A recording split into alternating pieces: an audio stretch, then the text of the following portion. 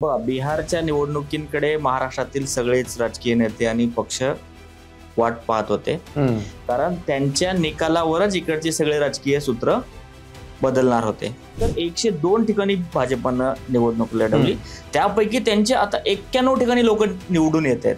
तर स्ट्राईक रेटच्या बाबतीत जर बघितलं तर बिहार भाजप आणि महाराष्ट्र भाजप एकंदरीत चालते. 2 वेळेस मतदान झालं, 6 तारखेला आणि 11 तारखेला. बिहारच्या 243 ठिकाणी मतदान झालं. एकही अशा ठिकाणी डबल मतदान केलेला मतदार आढळला नाही. एकाही ठिकाणी त्याची साई पुसून किंवा त्या गावचा त्या बूथवरचा मतदार नसलेला मतदार सापडला नाही.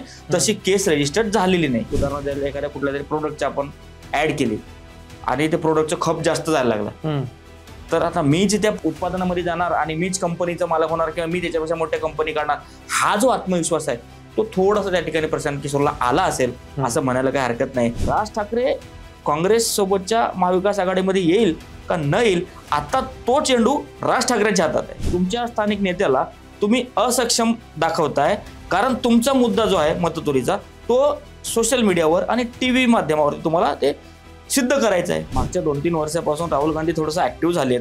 ती त्यांची भारत जोडो यात्रा काढली, पण त्यांच्या अवतीभोवती जो गराडा आहे ना, तो थोडंसं काय म्हणू आपण त्याला डाव्या विचारसरणीचे लोक आहेत आणि त्या लोकांचा आता ग्राउंड टच राहिलेलं नाहीये. तर काय बोललं जातं की भाजप हे आपल्या घटक पक्षाला, आपल्या मित्र पक्षाला संपवतं असं बोललं जातं, पण बिहारमध्ये तसं होताना दिसलं नाही. बिहारमध्ये भाजपने जेडीयूला 102 ठिकाणी निवडणुका त्यांनी 102 जागा दिली. जेडीयू पण त्या ठिकाणी भाजपच्या सोबतच आहे.